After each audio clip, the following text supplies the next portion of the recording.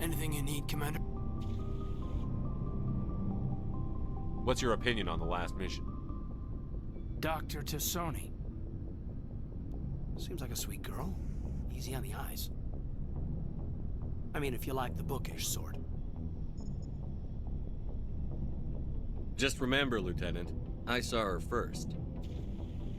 Only by a few seconds, sir. Just trying to get a sense of where the crew's at. Thoughts? Is this an official evaluation, Commander? Or off the record? Alenko, when it's just you and me, you can consider it off the record. That's a generous attitude. Okay. I think there's something wrong with all this. This Saren is looking for records on some kind of galactic extinction, but we can't get backup from the Council? Sorry, Commander. There's writing on the wall here, but someone isn't reading it. The Council doesn't want to believe anything's wrong. I'd call it human nature, but... I hear you. It just seems like a group that's been around as long as the Council should see this coming. Sorry if I got too informal. Protocol wasn't a big focus back in Bot. Tell me about it. Biotic acclimation and temperance didn't last past the airlock. To the kids they hauled in, it was brain camp. Sorry, hauled in is unkind. We were encouraged to commit to an evaluation of our abilities so an understanding of biotics could be compiled. There are worse results of accidental exposure to element 0 in the womb. Beats the brain tumors some kids grew up with. Is there some question about how you were exposed? My mother was downwind of a transport crash. It was before there were human biotics, a little after the discovery of the Martian ruins. It only gets iffy around 63 when Kinetics was running out of first-gen subjects. Until then, they'd relied on accidentals.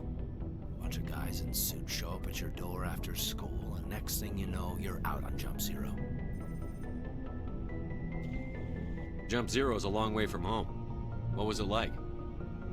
The grand gateway to humanity looks a lot better in the vids. But that's my own baggage, Commander. No bearing on this. Alenko, there's no regulation that says you can't be friends with your commander. I appreciate that, Commander. I just don't want you to think that I'm a whiner. Besides, I've got my past squared away.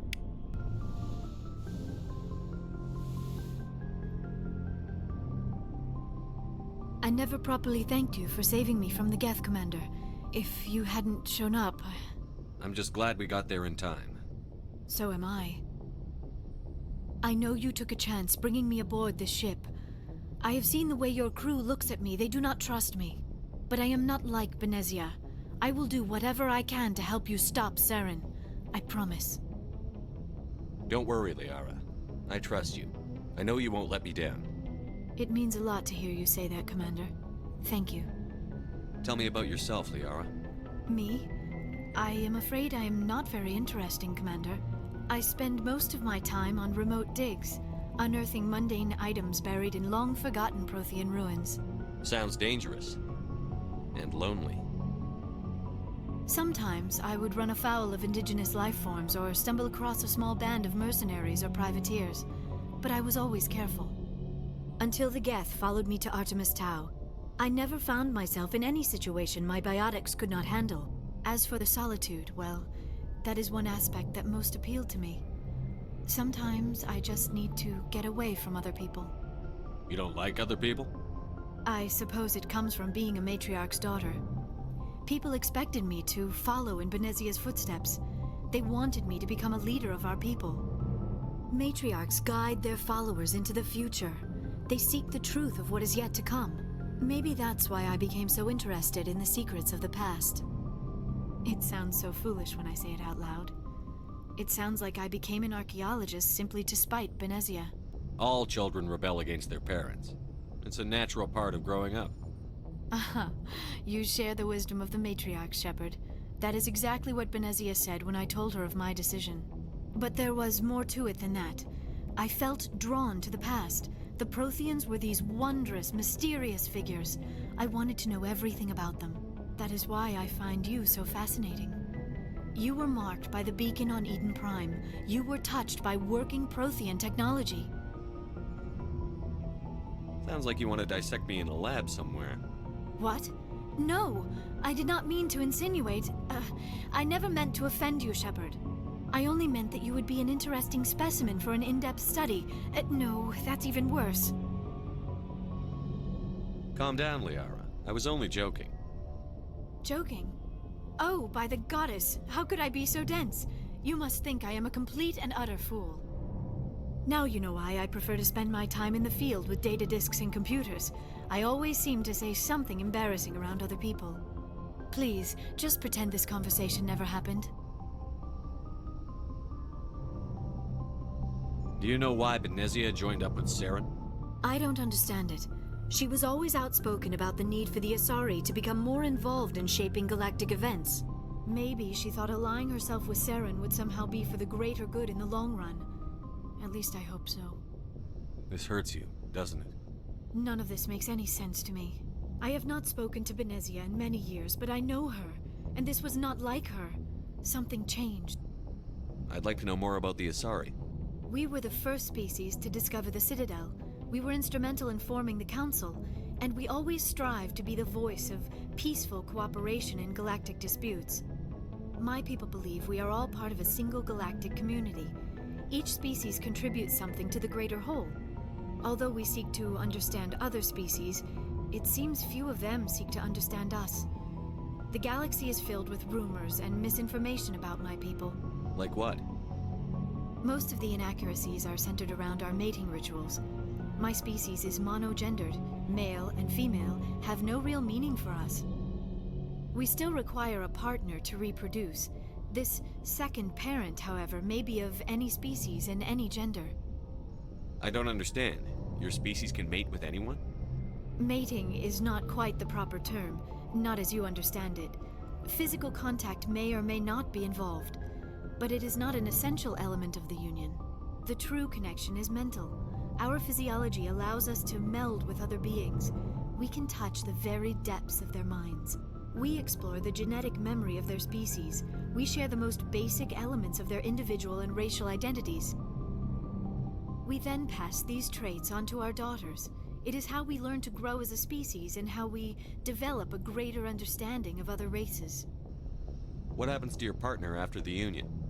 Every relationship is different. Some unions are a single encounter with both parents parting ways afterwards. Others can be more long-term. Sometimes an Asari and her partner will stay together for many decades. Do you know who Matriarch Benezia chose as her partner? She rarely spoke of her partner. Though I know my father, if you want to use that term, was another Asari. I thought you always needed another species to serve as one of the parents. Think about it, Shepard. If we were not able to mate with our own species, we would have died out long before we ever mastered spaceflight and left our homeworld. Union with our own kind is no longer common, not for the purposes of reproduction. Most Asari believe it weakens our species. Asari daughters inherit racial traits from the father species. If both parents are Asari, then nothing has been gained, or so conventional wisdom would hold. I am what is sometimes called a pureblood. Though no Asari would ever be cruel enough to say the word to my face, it is a great insult among my people. It is possible Benezia's partner was embarrassed by their union. She may have been too ashamed to publicly acknowledge me as her offspring. Maybe she wanted to meet you, but couldn't. Something could have happened to her. Maybe she passed away. You might be right. I hope you are. But I have no way to know for sure. Benezia never spoke of her partner. Whatever happened, it caused her too much pain to dwell on it. She raised me by herself, though that is not uncommon. Many Asari raise their children alone, particularly if the father species is short-lived. Often the partner will pass on long before the child reaches maturity.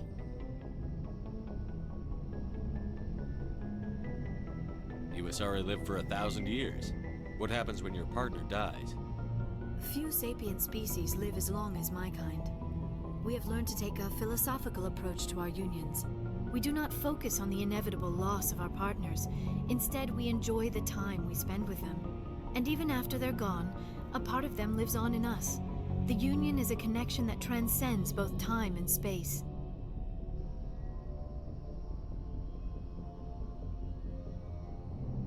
Do Do you know who Matriarch Benezia chose as her partner? She rarely spoke of her partner. Though I know my father, if you want to use that term, was another Asari. Benezia never told you her partner's name? Union with our own kind is no longer common, not for the purposes of reproduction. Most Asari believe it weakens our species. Asari daughters inherit racial traits from the father species. I am what is sometimes called a... It is possible Benezia's partner was embarrassed by their union. She may have been too ashamed to publicly acknowledge me as her offspring. Why agree to the union if she didn't want any children? I cannot answer that. This is all speculation on my part. It is possible she wanted to be part of my life, but something happened to her before she had the chance. Benezia never spoke of her partner. Whatever happened, it caused her too much pain to dwell on it. She raised me by herself, though that is not uncommon. Many Asari raise their children alone, particularly if the father species is short-lived. Often the partner will pass on long before the child... I should go. Goodbye, Shepard. Oh, hello, Shepard. Are you okay? I don't know. Your ship is amazing, and your crew's been really great to me. Especially your chief engineer. But I just sort of feel out of place. The Normandy runs so smooth it feels like we're not even moving. And the engines are so quiet. How do you sleep at night?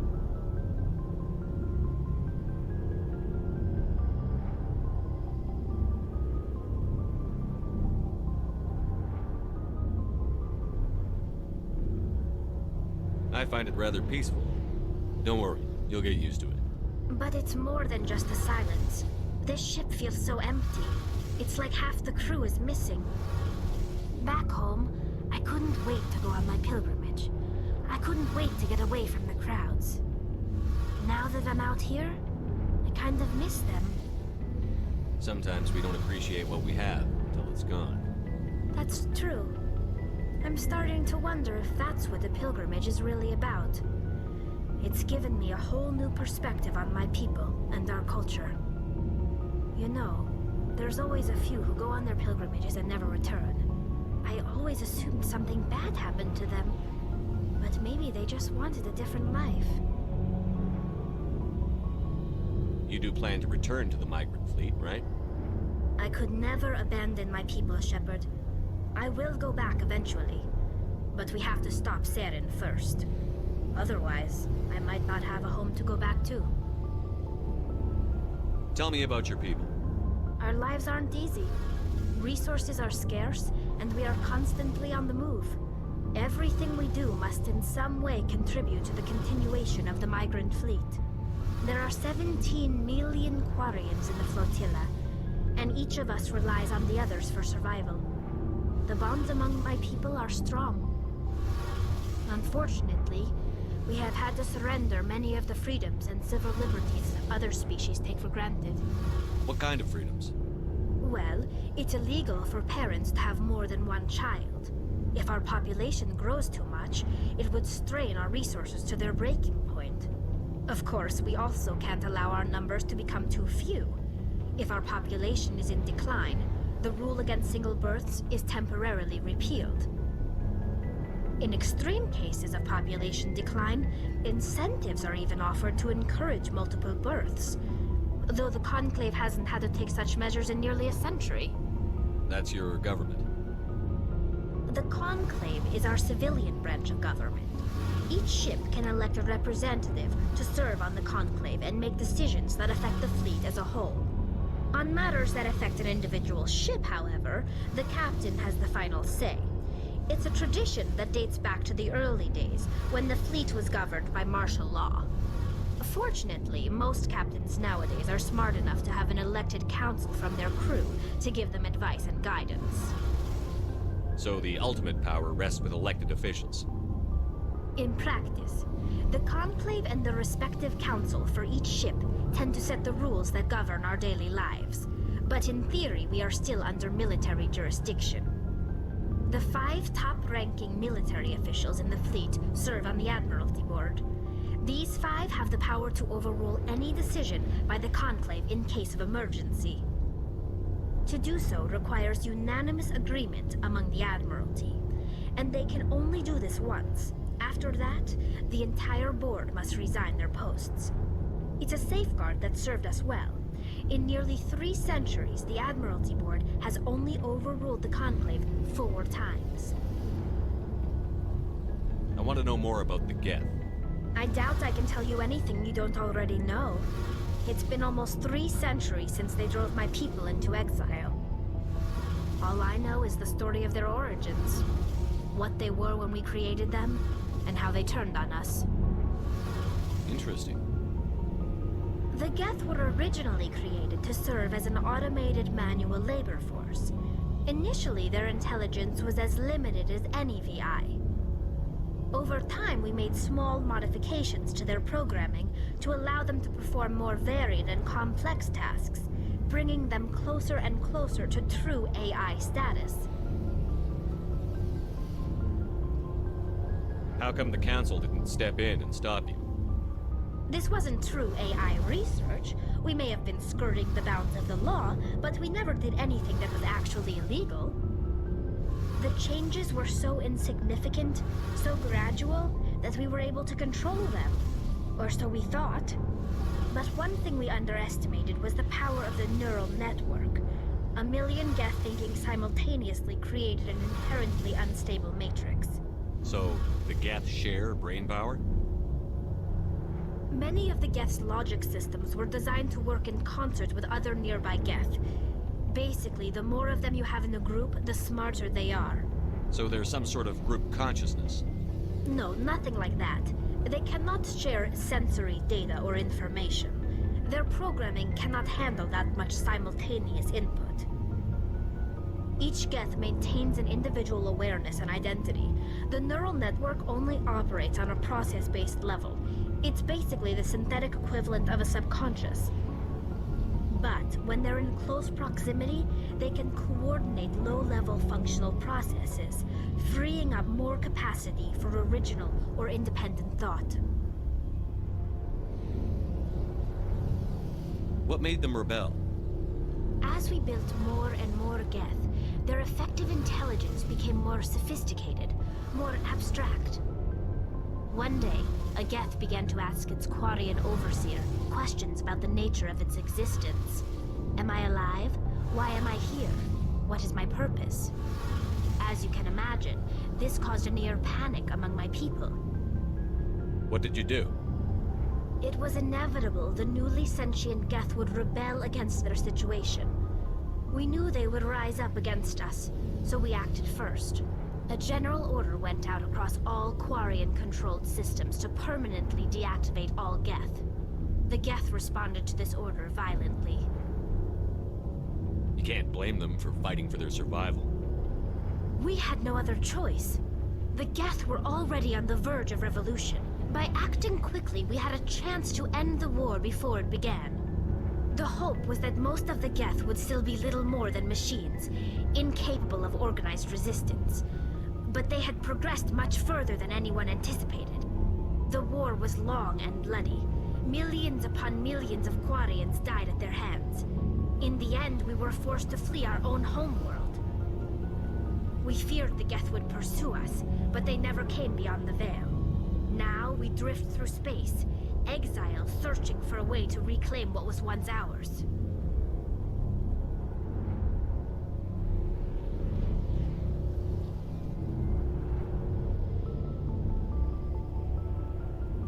It's hard to feel sorry for you. Your ancestors tried to wipe out another species. We made a mistake when we created the Geth in the first place, but we did not make a mistake when we went to war against them. If we had not acted, they would have wiped us out.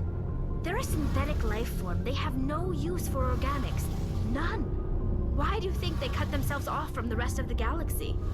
Why do you think they've killed every organic being who's ever tried to contact them? I didn't mean to offend you. I'm sorry. I didn't mean to get so worked up. Most Quarians tend to have pretty strong opinions about the Geth.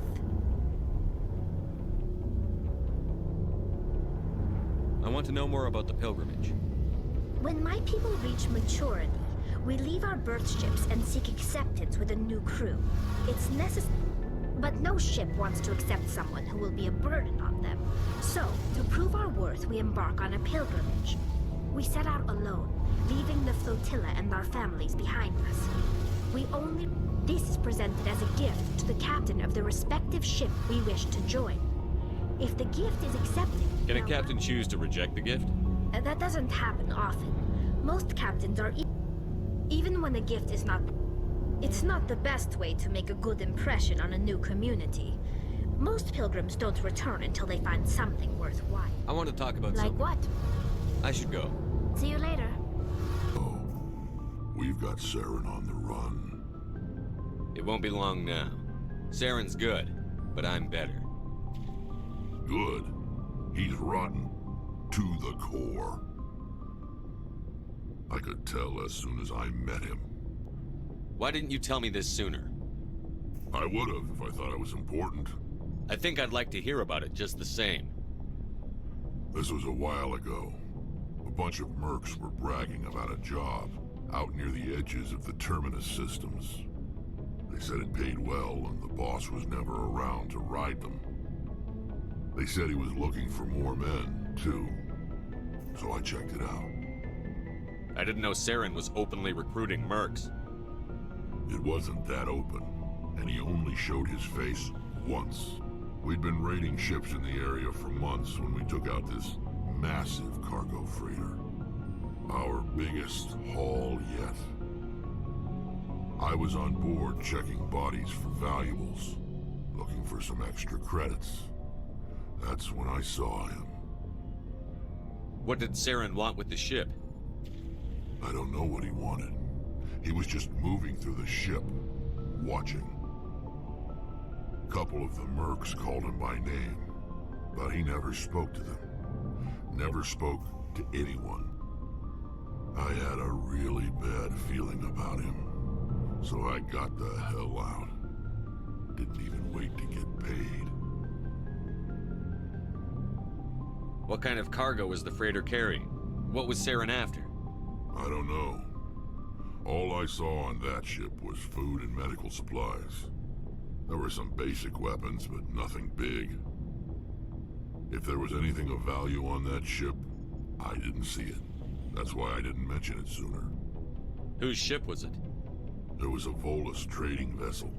Big one. Lots of guards. But they were no match for us. That's the only time you saw him? Yeah. Didn't even know who he was. Still wouldn't if I hadn't joined up with you. But my instincts were right. Every other merc on that mission turned up dead within a week. Every damn one. Are your people really dying? We're sure not getting any stronger. We're too spread out. None of us are interested in staying in our own system. Lots of species have left their homes and prospered. But they go to colonize new worlds. We're not settlers. We're warriors. We want to fight. So we leave. Hire ourselves out. And most of us never go back. What can you tell me about the Genophage? Ask the Solarians if you want details. They made it. All I know, it makes breeding nearly impossible. Thousands die in stillbirth, and most never get that far. Every Krogan is infected, every one. And no one's rushing to find a cure. Why don't the Krogan try to find a cure? When was the last time you saw a Krogan scientist? You ask a Krogan, would he rather find a cure for the Genophage or fight for credits? He'll choose fighting every time. It's just who we are, Shepard. I can't change that. Nobody can. So long, Rex. Shepard. Commander, you have a minute to talk. I keep an open door policy. If you have any concerns, lay them on me. All right.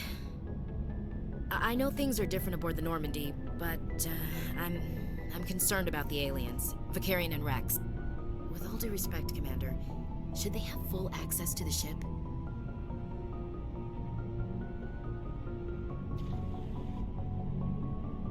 They may not serve the Alliance, Chief, but they're allies.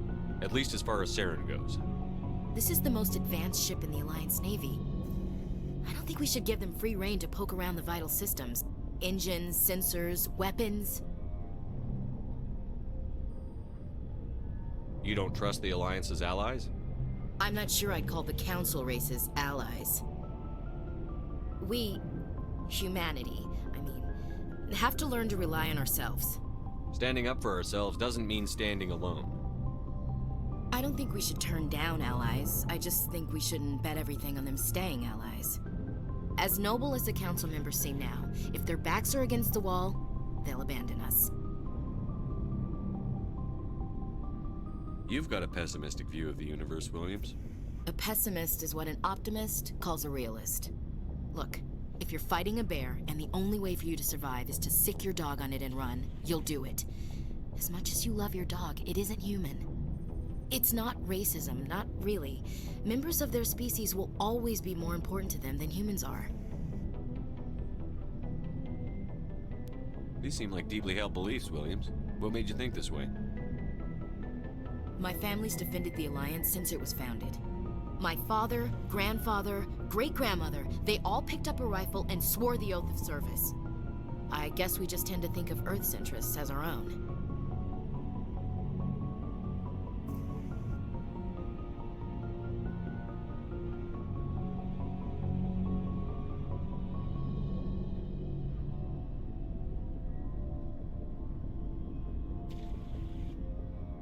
All right. I can see where your concerns are coming from, Williams. But this is a multilateral mission. You're going to have to work with aliens, like it or not. It won't be a problem, Commander. You say jump, I say how high. You tell me to kiss a Turian, I'll ask which cheek. I don't think kissing Turians will be necessary. You never know, Commander. What's your opinion on the last mission? Not sure I buy Dr. Tassoni's story about her and her mom not talking. They're family, right? I think she's being straight with us. Or at least, I don't think she lies very often. Yeah, she's probably really bad at it. Hey, want me to ask her about her sex life? Might be illuminating. I don't think she's used to teasing. Good-natured or otherwise. No fun, Commander. Too bad those ruins got destroyed. I mean, they lasted thousands of years.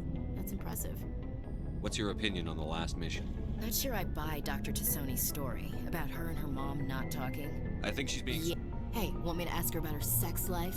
Might be illuminating. I don't think she's used to... Too bad those ruins got destroyed. I mean, they lasted thousands of years. That's impressive. We'll talk later, Williams. Looking forward to it, sir. Commander?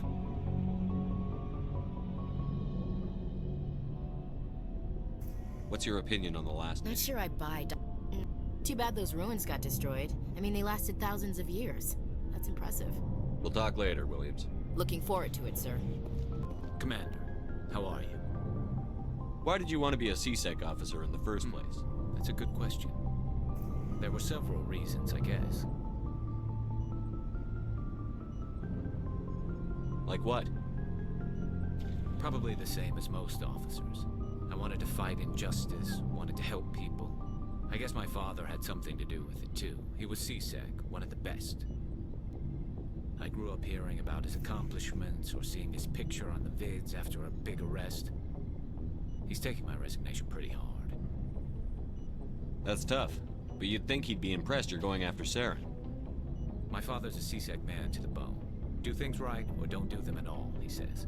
He thinks I'm being too rash, too impatient. He's worried I'll become just like Saren. He actually talked me out of becoming a Spectre when I was younger, for the same reasons. You were asked to be a Spectre? Well, I was targeted as a possible Spectre candidate, me and about 1,000 other Turian military recruits. I could have received special training, but my father didn't like it. He despises the Spectres. He hates the idea of someone having unlimited power with no accountability. He wouldn't like you, Commander. No offense. I suppose I can understand his concern. You can. But Saren's not gonna play by our rules, CSEC's rules. If you want to nail Saren, you need to send someone who isn't restricted by policies and procedures. Just because you can break the rules doesn't mean you should. I don't need to stoop to Saren's level to stop him. And neither do you, Garrus.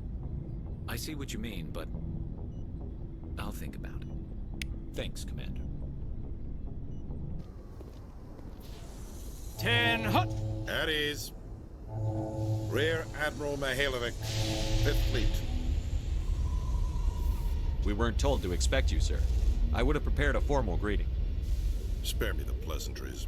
I command the 63rd Scout Flotilla. You and the Normandy were slated for my unit after shakedown. Then the Council got their paws, claws, tentacles, whatever. They got them on our ship, and you. I still serve the Alliance, sir. As a Spectre, I can advance our interests to the Council. You still know what color your blood is, Shepard? I don't begrudge the politician's decision to throw you to the Council. It's an opportunity. I do begrudge this over-designed piece of tin, though. The Normandy is a fine ship, sir. She's served us well so far. It's a gimmick, Commander. Useless in a stand-up fight. This experiment diverted billions from our appropriations bills. For the same price, we could have had a heavy cruiser. But no, we had to make nice to the Turians, throw money at a co-developed boondoggle. I'm here to make an inspection, Commander. Normandy is an Alliance warship. I intend to see she's up to snuff. We'd be honored to show her to you, Admiral. I'll just bet. Wait here. I won't be long. Commander, I'm not happy. I'm sorry to hear that, sir. Who designed that CIC? Putting the commander aft of everyone else is inefficient. What if he needs to discuss with the operators toward the bow? Modified Turian style.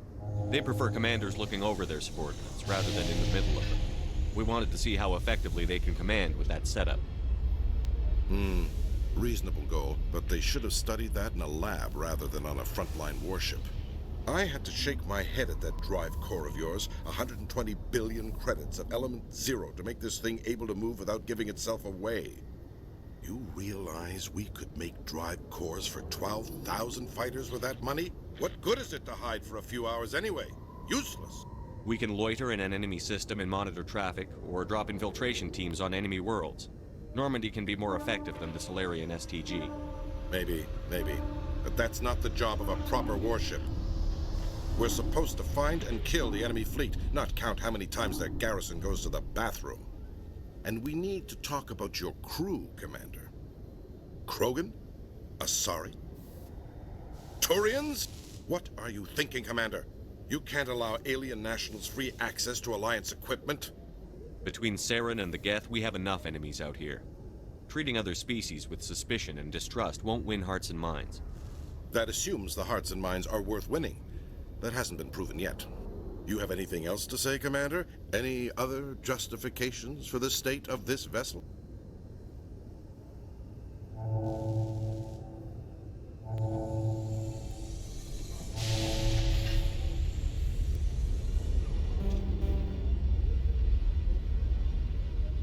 None, sir. Very well. I don't agree with any of this, but your reasons seem sound. I'll be submitting a report to the Joint Military Council. It will not be as negative as I'd planned. Good hunting, Commander Shepard. Make us proud. Commander, Khalees had been seen in Al Jalani, Westerland News. Would you answer a few questions for our viewers? What do you want to know? You've been given a unique position to represent our race. People want to get a sense of how you'll do that.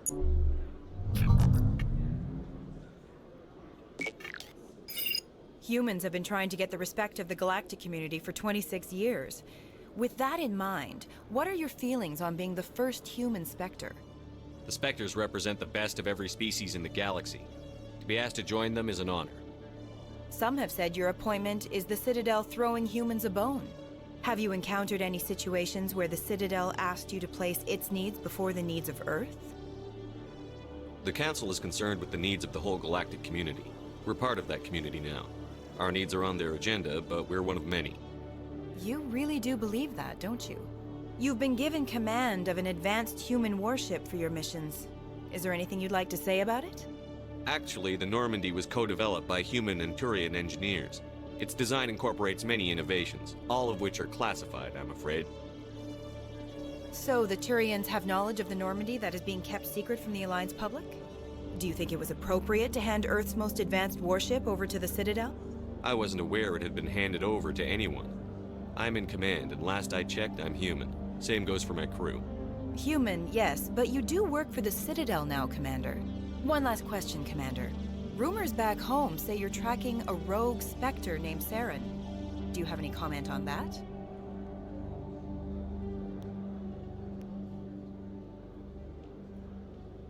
Saren instigated the attack on our colony at Eden Prime. Once his involvement was proven to the Council, I was assigned to bring him in. That's surprising, Commander.